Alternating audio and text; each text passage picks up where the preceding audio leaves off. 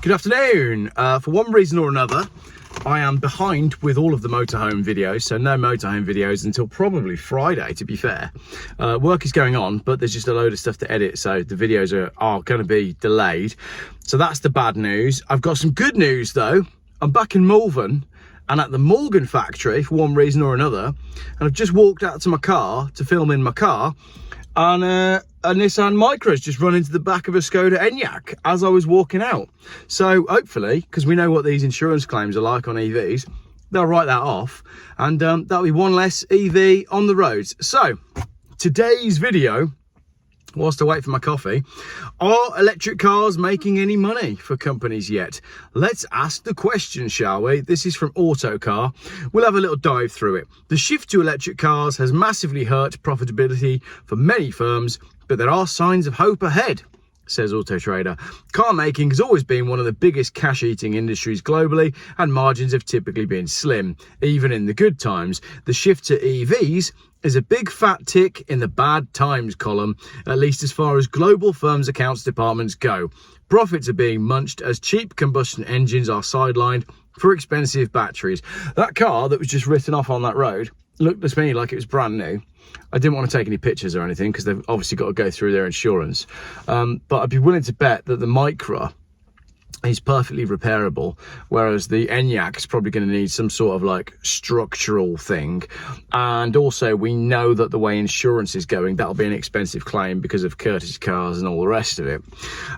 So battery prices have been falling for a while now, with lithium prices in particular having dropped 85% from their peak in 2022, according to the data from the International Energy Agency. That's brought the average battery pack price down to below $100 a kilowatt, commonly thought of as the key threshold for competing on cost with conventional models, according to an IEA research document published in March. Hang on a minute, price of a battery pack needs to come down to below $100, which is the key threshold for competing on cost with conventional models.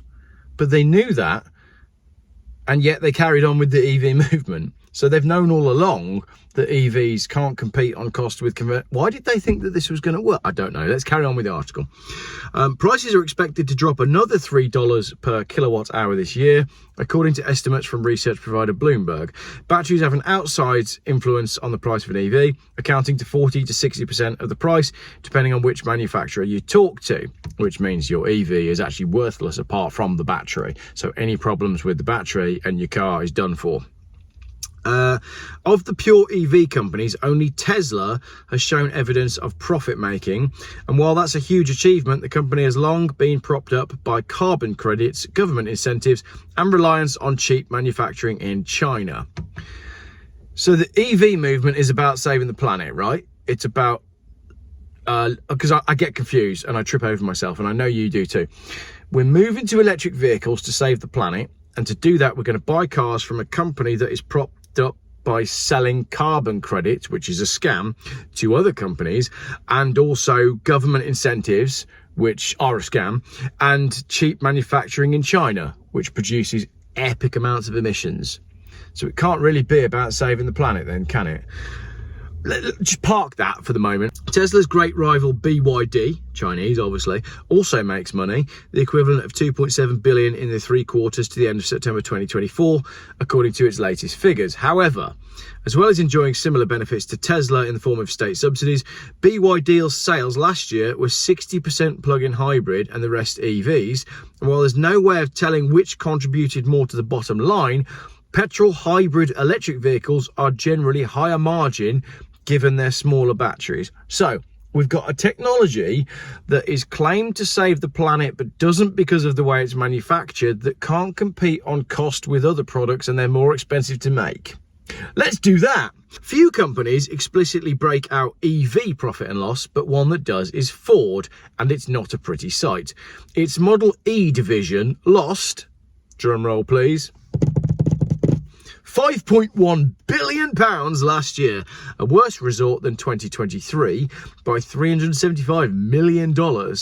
So they lost $375 million more on EVs in 2023 than they did in 2022, which doesn't make sense because I thought everybody was buying these EVs to save the planet. And like all the government subsidies and everything. This year will be no better, with losses predicted in the region of 5 billion to 5.5 billion.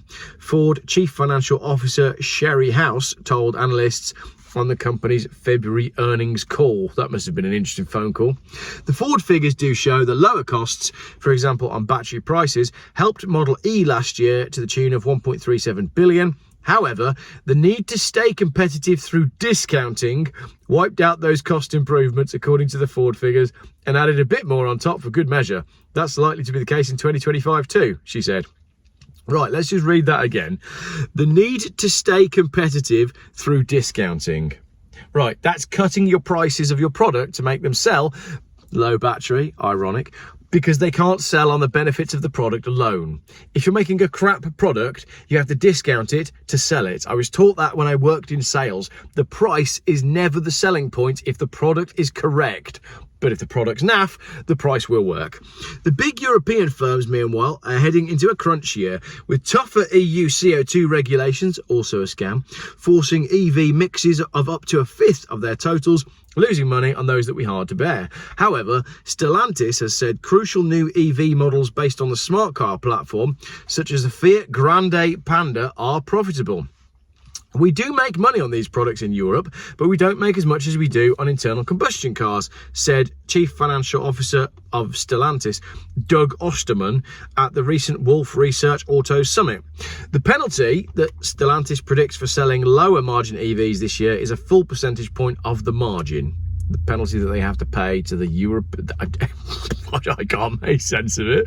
Why would I expect to be able to explain it? The Volkswagen Group is another one taking a hit on EVs compared with internal combustion, calling them margin dilutive. They're literally saying that the EVs dilute the margin. That could mean it makes less on EVs or they're outright unprofitable. But either way, that has a significant effect on profits, says Chief Financial Officer of Volkswagen, Arno Antlitz.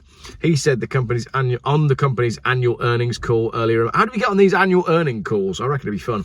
The company is making progress. The new mid-size ID7, they've almost worked out who wants to buy it. Apparently it's got a much better margin. Unfortunately, it doesn't have much better design. And the first Volkswagen EV hitting the same profit levels as internal combustion cars will be the small ID2 coming in 2026. That will be a car with good margin, said Mr. Antelitz. My mind is boggling, right? They're launching a small electric vehicle that has good profit margins 10 years after everybody started going mad about EVs. I've got a really, really simple idea, right? Why didn't you start with that one first? Why didn't they start making the small profitable EVs first in order to save the planet? And the answer is because it never was about saving the planet at all. It never was. Car makers were initially confident in EVs, such as the far smoother drivetrain and lower fueling costs would allow for customers initially, and that would allow them to persuade customers to pay more and cover the extra build cost of the ICE equivalents. But while those benefits do exist, mostly in the minds of people that go on pro-EV Facebook forums, customers' worries about range and charging cancel them out, prompting the need for margin-destructive discounting to bring EV prices down close to ICE cars. Let me translate that. We thought we'd be able to sell the EVs for more money than the petrol and diesel cars because everybody thought that they were going to work. And then when people started to realise that they weren't working, it became not possible to sell them for an amount of money that actually made us any money. So now we have to heavily discount them, but we have to sell them because the government says we have to sell a certain amount of EVs. So the government is forcing us to make a loss. That's basically how it is. We do not assume price premium on the EV over the ICE car, Mercedes-Benz CFO Harold Wilhelm said on the company's annual earnings calls of the new CLA, which comes in both hybrid and electric forms. The company claims to have brought the build cost of EVs down by 15%.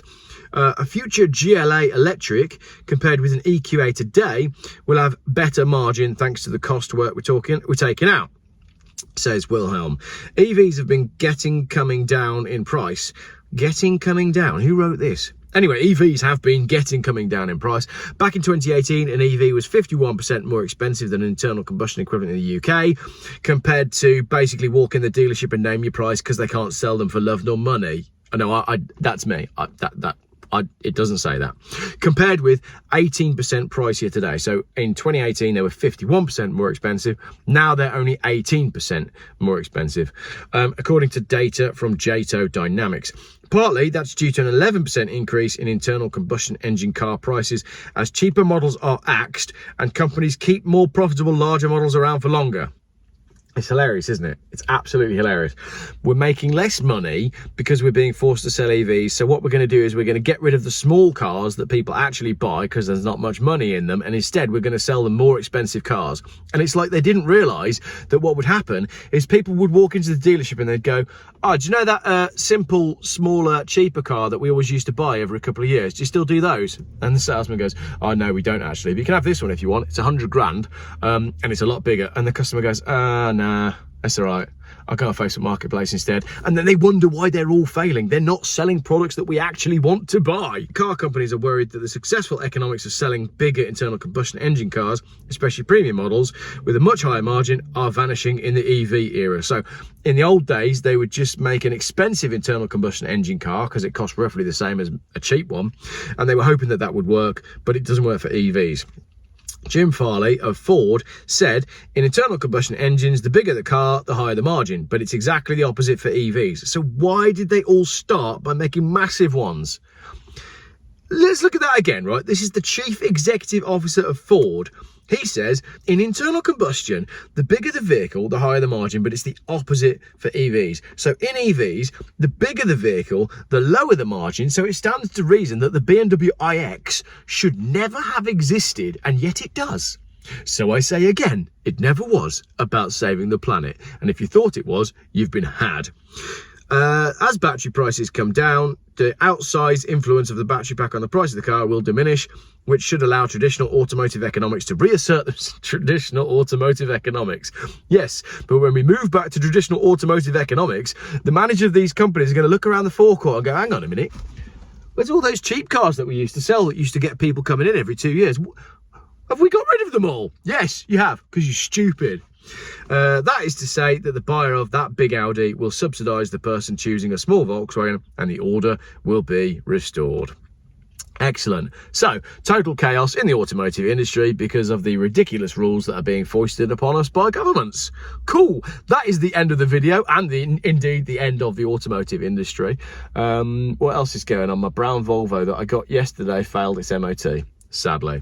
Bad news on that one, but all of that will be in a future video coming up soon. For now, I'm done in Malvern. I'm going to go finish my coffee, head back home and work on my motorhome. And then we're going to get an MOT on this car.